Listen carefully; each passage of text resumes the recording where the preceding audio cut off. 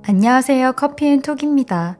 오늘 들려드릴 사연은 45살의 여자분께서 보내주신 사연인데요. 전 남편의 시어머니에게 당한 충격적인 사건이 생겨 이렇게 사연을 보내주셨습니다. 무슨 일이 있으셨는지 바로 사연 읽어보겠습니다.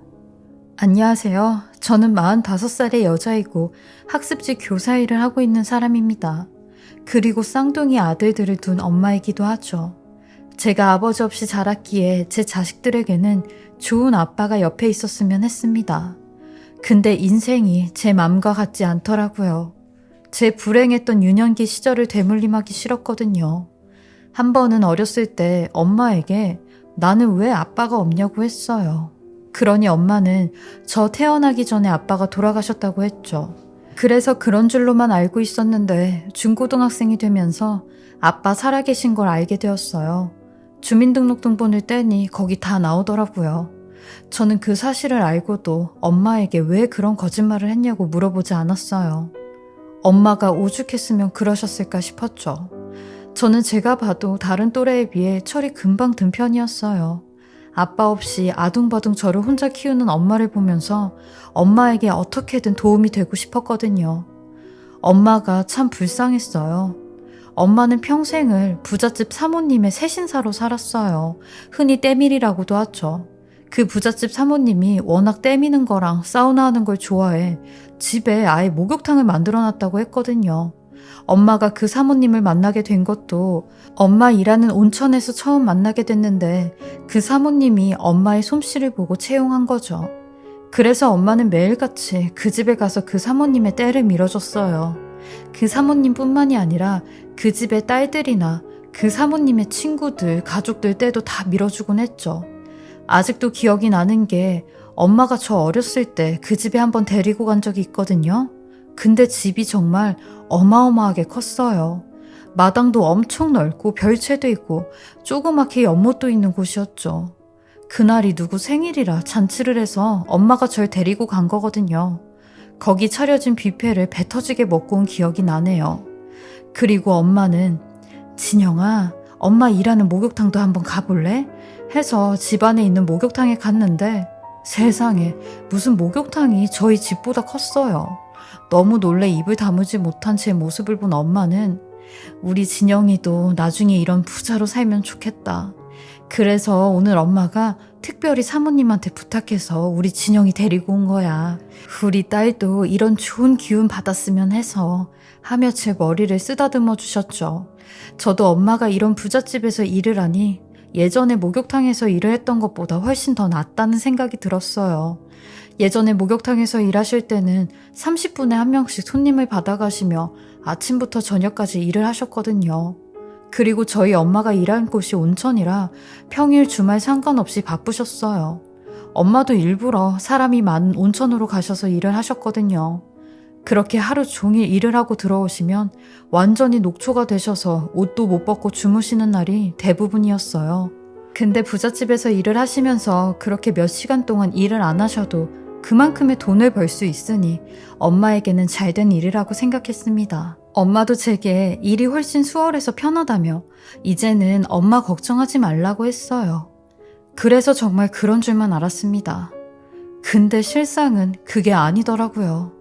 저희 엄마는 그 집에서 세신일 뿐만 아니라 그 집 사모님의 종노릇까지 하고 있었던 겁니다. 그렇게 번 돈으로 저 대학 보내고 시집까지 보내신 분이셨어요. 그리고 10년 전 폐암으로 생을 마감하셨죠. 저는 이런 엄마의 숭고한 희생에 보란듯이 잘 살고 싶었습니다. 엄마는 매번 입버릇처럼 너는 내 인생 닮으면 안 된다. 나처럼 궁상맞게도 살지 말고 남편 없이 살지 말고 너 아껴주는 사람 만나서 행복하게 살아. 엄마는 그걸 못했잖니. 그러니까 우리 딸이라도 잘 살아야지 하셨는데 저는 이 말을 지키지 못했어요. 왜냐면 전 이혼도 하고 재혼도 했거든요. 제가 처음 결혼을 한 건 31살 때였는데 전 남편을 소개로 만났어요. 그리고 소개를 시켜준 사람이 바로 엄마가 모신 사모님이었습니다. 사모님은 본인의 목욕탕 멤버 중 친한 아주머니의 아들을 소개해준 거죠. 엄마는 그 얘기를 사모님한테 듣고는 저한테 무조건 만나보라고 하셨어요. 그 멤버 아줌마들도 다들 한 자락씩 하는 부자들이라면서요. 엄마는 제가 아직 그 남자를 만나지도 않았는데 무슨 결혼이라도 시키는 것 마냥 좋아하시며, 진영아, 엄마가 그 집에서 10여 년 동안 그 만화님 모신 게 다 헛된 일은 아닌가 보다. 다 보람이 있는 일이었나 봐. 이제 우리 딸 인생에도 꽃피는 날이 오네. 그러니까 그 남자 만나보고 잘 좀 해봐, 응? 이라고 했어요. 저는 이런 엄마한테, 엄마, 그 사람들 우리 집 형편은 다 알고 있는 거야? 다 알고 있다면 왜 나같이 볼 것도 하나 없는 가난한 여자를 만난다고 해? 라고 하니, 그 사람들은 이미 돈은 가질 대로 가져서 돈 많은 며느리보다 인성 좋고 착한 며느리들을 더 선호한다고 그러더라고. 그러면서 내 얘기를 하는데, 나 같은 사람 밑에서 자란 딸은 볼 것도 없다고 직접 주선해 주신 거야. 그러니까 일단 한번 만나만 봐 하셨죠. 사실 저희 집 형편을 알고도 이런 자리를 주선했다는 게 조금 이해가 되지 않는 의심스러운 마음으로 그 자리에 나가게 되었어요. 그때 제 나이가 31살이었는데 상대방의 남자는 저보다 4살이나 어린 27살이었죠. 그리고 몸무게가 한 120kg는 나가 보이는 것 같았어요. 제가 키가 좀 큰 편인데 키도 저랑 비슷해 보였습니다. 아예 신상을 알지 못한 채 만났기에 조금 당혹스러웠어요.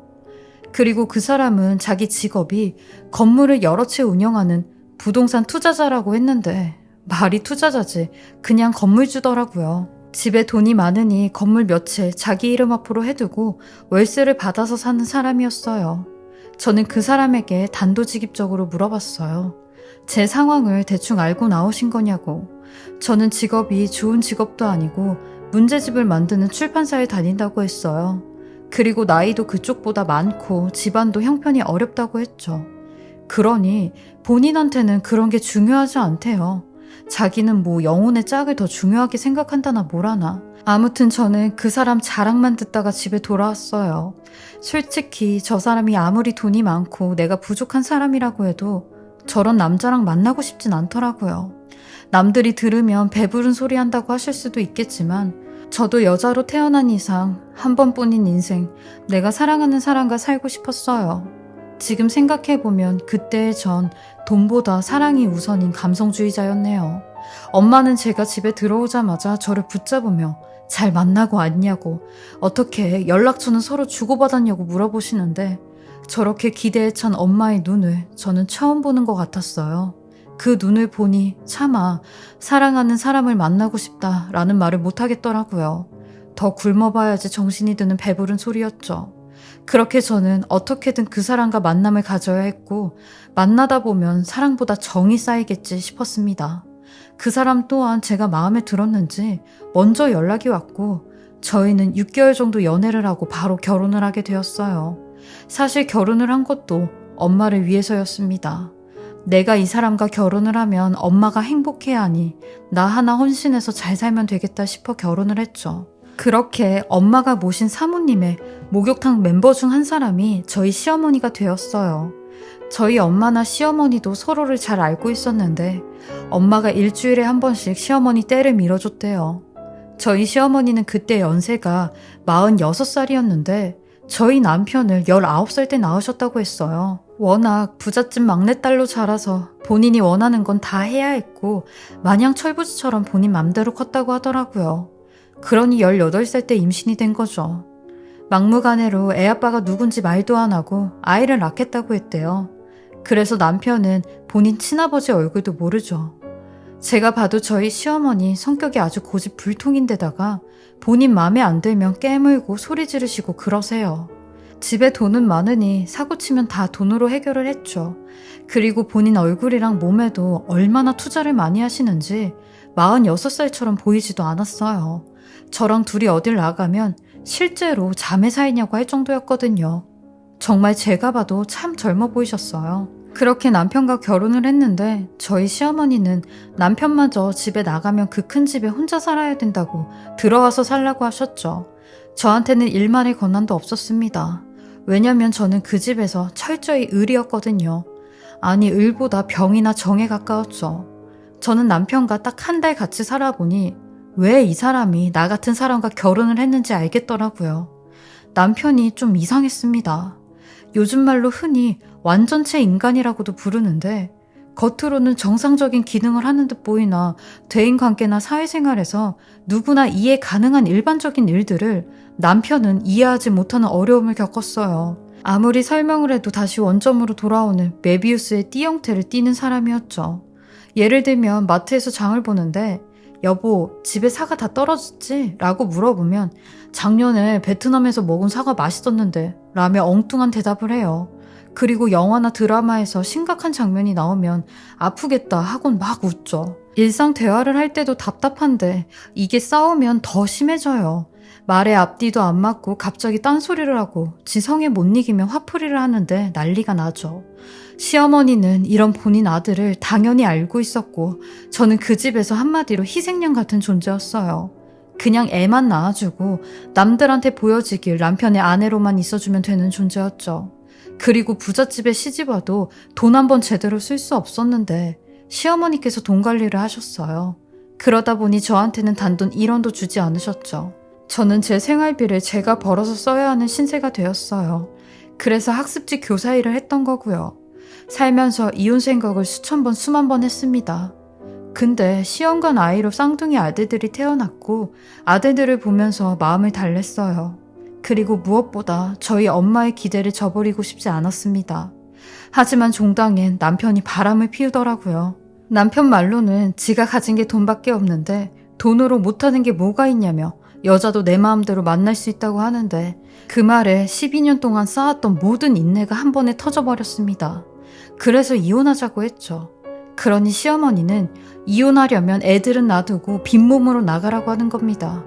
여태 그지 같은 너를 데려다가 먹여주고 재워주고 했더니 이혼 얘기를 꺼내냐며 나가라고 소리를 지르시는데 저도 그렇게는 못한다고 했어요. 12년 동안 제가 이 집에서 어떻게 살았는데 빈몸으로 나가냐고 소송 건다고 했죠. 그렇게 저는 이혼 소송을 통해 양육권은 가지고 오지 못했지만 재산분할과 위자료는 받아왔어요. 돈이 있어도 저한테 남은 건 아무것도 없더라고요. 아이들도 볼 수 없었고 엄마마저 2년 전에 세상을 떠나시니 외롭더라고요. 그래서 혼자 살면서 강아지를 한 마리 키우게 되었는데 자주 다니던 동물병원에서 운명처럼 남자를 한 명 만나게 되었습니다. 저보다 12살이나 많은 57살의 동물병원 원장이었는데 그분도 이혼을 하셨어요. 그분과 이런저런 얘기를 하다 보니 저랑 통하는 부분도 많고 좋아하는 거나 비슷한 것들도 많았어요.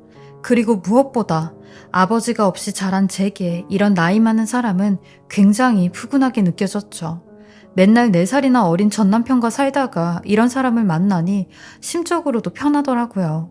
그렇게 2년간 서로 좋은 인연으로 알고 지내다가 그분이 먼저 재혼 얘기를 꺼내셨고 저는 같은 실수를 반복하긴 싫다고 하였어요. 하지만 묵묵히 제가 마음의 문을 열 때까지 기다려주셨죠. 그리고 이분의 자녀들도 만나보았는데 참 아버지를 사랑하고 아끼는 걸 알 수 있었던 게 저와의 재혼을 적극적으로 지지하더라고요. 그렇게 저는 또 한 번의 결혼을 하게 되었습니다. 결혼이라고 할 것도 없이 조촐하게 가족들과 식사를 하는 자리였는데 저는 부를 사람이 저희 쌍둥이 아들들밖에 없었어요. 10살 때 시댁에 두고 나온 저희 쌍둥이들은 벌써 초등학교를 졸업할 나이가 되었고 변성기도 오고 제법 남자가 되어가고 있었죠. 저는 쌍둥이들에게 조심스럽게 저희 재혼 사실을 알렸고 다행히 식사 자리에 나오겠다고 하더라고요. 엄마 없이 지네 둘이 의지가 돼서 사는 모습에 가슴이 많이 아팠어요. 그리고 이 사실을 알게 된 시어머니는 제게 연락이 와서 입에 담지도 못할 갖은 모욕을 다 주셨죠. 어떻게 네가 우리 아들을 버리고 재혼을 할 수 있냐는 등 이런 싸구려 같은 애가 우리 쌍둥이들 엄마인 게 치욕스럽다는 등 듣기 힘든 말을 해대셨어요. 저는 그런 시어머니의 말에도 아랑곳하지 않고 대꾸도 안 하고 번호 바꿔버렸습니다. 그리고 가족들과 함께 조용한 결혼식을 올렸죠. 남편과 결혼을 하고 정말 행복했습니다. 저희 엄마가 살아계셨다면 아마 더 좋아하셨을 것 같다는 생각도 들었어요. 그렇게 결혼 생활 1년 후 환갑을 바라보는 남편은 제게 다음 달부터는 야간 진료를 해야 될 것 같다고 했어요. 남편의 딸이 미국으로 유학을 가게 되었는데 1년에 학비로만 7천만 원 정도 든다고 했죠. 그 비용을 대주려면 어쩔 수 없이 일을 해야 하는 상황이었어요. 저 또한 그런 남편을 위해 계속 학습지 방문교사로 일을 했어요. 그리고 10시까지 야간 진료를 하는 남편을 위해 매번 저녁 도시락을 싸서 동물병원으로 가져다 주었어요. 그 시간들이 참 행복하더라고요. 근데 몇 달 전부터 남편이 제게 당신도 힘드니까 이제 도시락 싸오지 않아도 된다고 하더라고요. 저한테 미안하다며 괜히 나 때문에 당신까지 고생시키는 것 같다고 했어요. 그리고 요즘 야간에도 진료하는 걸 아는 보호자들이 많이 찾아온다고 저녁 먹을 시간이 없을 것 같다고 했죠. 그래서 저도 그런 줄만 알았습니다. 그러던 어느 날 남편이 감기 기운으로 몸이 안 좋을 때였어요. 오늘은 야간 진료 보지 말고 일찍 들어오라고 했는데 기어코 야간 진료를 보는지 밤 8시가 돼도 안 들어오더라고요. 저는 걱정이 되는 마음에 차를 끌고 남편의 동물병원으로 갔습니다. 힘들어할 남편을 퇴근 후에 데리고 오려고요. 근데 동물병원 불이 다 꺼져 있고 진료실에만 희미하게 불이 켜져 있는 겁니다. 저는 순간 남편에게 무슨 일이 생겼는지 알고 병원 문을 여니 문도 잠겨져 있길래 도어락을 열고 들어갔죠. 그런데 진료실 안에서 노랫소리가 들리더니 곧이어 어떤 여자의 목소리가 흘러나오는 겁니다. 창진씨, 그거 내가 해줄게. 원래 창진씨 꿈이 국내 최대 동물병원 운영하는 거였다며. 나한테 그거 별거 아니야. 그러니까 나랑 연애하면서 그냥 즐겨. 그래봤자 자기랑 나랑 3살밖에 더 차이나? 나 어디 나가면 사람들이 50대로 봐. 창진씨도 나 처음 봤을 때 첫마디가 참 젊어 보인다는 말이었잖아. 내가 창진씨가 좋아서 내 진심을 말하는 거야. 우리 둘 나이가 무슨 10대도 아니고 서로 알 거 다 알고 한 번씩 겪을 거 다 겪어봤는데 연애가 뭐 어때? 요즘 다들 마누라 남편 두고 연애하는 추세야. 라고 하는 겁니다. 그러니 남편이 아휴 나도 연애하고 싶지. 근데 내 마누라가 12살이나 어린 여자야. 지금도 충분히 연애하는 기분으로 살고 있어. 아이 그러니까 그냥 나랑 연애 말고 투자 좀 해줘. 내가 당신한테 투자 받아서 24시간 병원 차리면 투자금 톡톡히 회수해 줄게. 라고 하니 아우 창진씨 진짜 꽉 막혔네. 투자는 무슨 투자야. 나랑 연애하면 그 돈 그냥 준다니까. 라고 하니 남편이 한동안 침묵으로 일관하다가 아이 참 내가 여복이 터졌네 터졌어. 알겠어 미정씨. 라고 하는 겁니다. 저는 그 둘의 대화를 듣고 그 자리에 몸이 굳었는데 더 굳어진 이유가 미정이라는 이름을 듣고 나서였어요. 그 이름은 바로 저희 전 남편의 시어머니의 이름이었거든요. 저는 그 소리를 듣자마자 남편의 진료실로 쳐들어갔고 그 둘은 손을 잡으려고 하고 있는데 저는 완전히 꼭지가 돌았고 남편과 시어머니를 향해 당신들 도대체 뭐 하는 짓이냐고 소리를 질렀어요. 그러니 시어머니 저를 향해 사악한 미소를 짓더니 아유 재미없게 시작하기도 전에 발각이 됐네 라고 하는 겁니다. 저는 그런 시어머니를 향해 어머님 지금 제 남편하고 뭐하고 있으세요? 네? 라고 하니 남편도 어머님이라는 말에 표정이 굳어져 버리는 겁니다.